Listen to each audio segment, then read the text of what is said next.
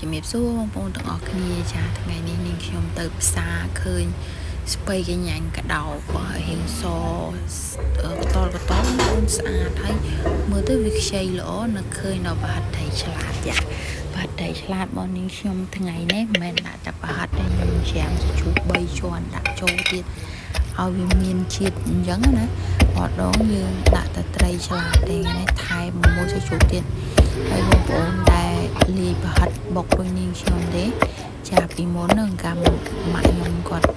នៅធ្វើចុងភៅពេញសិតអីចុងភៅពេញសិត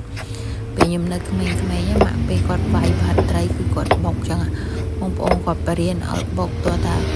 វាជាប់មួយក្បាលដកចោអត់ចង់ចាញ់ណាចានោះគាត់ថានឹងស្វិតល្អហើយពិសេសបានត្រីឆ្លាតចឹងទៀតនិយាយពីថាអូយញាក់សាច់បងប្អូនចាត្រីឆ្លាតគឺស្វិតល្អមែនតើបងប្អូនចាហើយនេះស្ពៃកញ្ញាញ់ដែលខ្ញុំជំរាបបងប្អូនមិញហ្នឹងថាស្ពៃហ្នឹងវាខ្ចីហើយកទឿទេស្ពៃហ្នឹងចាហើយនេះខ្ញុំដាក់ស្ងោរបងប្អូនខ្ញុំលេងជាមួយនឹងគល់ខ្ទឹមគល់ស្លឹកកញ្ឆាយថ្ងៃហ្នឹងរៀងស្អាតហមហួនបងប្អូនស្លឆ្អិនហើយជាមួយនឹងកូន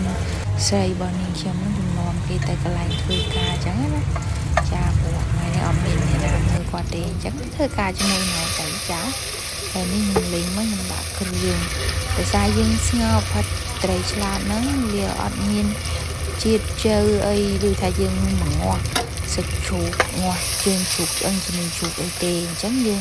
ចង់ឲ្យវារៀងមានជាតិបន្តិចហើយវារៀងឈ្ងុយបន្តិចយើង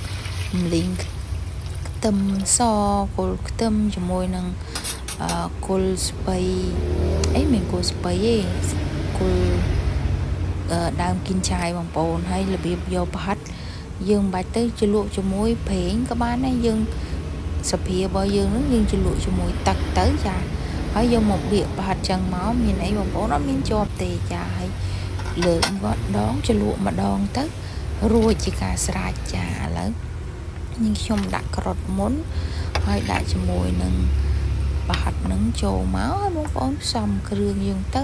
ស្ករវិចេងបាល់តាមរសជាតិរបស់យើងចូលចិត្តប្រៃផ្អែមឬសាបឡំអីចឹងទៅយើងហត់បានច្រើនឯណាចាហើយប្រហិតត្រីអានេះយើងលាយមួយសាច់ជ្រូកវាអត់ប៉ោងស្គល់ដូចតែប្រហិតទេបើប្រហិតទេអានឹងពេលយើងដាក់ស្ងោរវាប៉ោងស្គល់ចឹងតែពេលយើងលាយមួយសាច់ជ្រូកទៅវាមានផោងណាប៉ុន្តែវាមានជាតិបន្ថែមទៀតដោយសារយើងបានដាក់ជាមួយនឹងសាច់ជ្រូកអីចឹងទៅបើបងប្អូនមិនចូលចិត្តទេដកសាច់ជ្រូកចេញក៏បានដែរចាយើងដាក់តែប្រហិតត្រីយើងមកនេះបងស្ពៃរបស់យើងចូលមកចាហើយសកត់វាទៅឲ្យស្ពៃ1គីឡូបងប្អូនដល់ពេល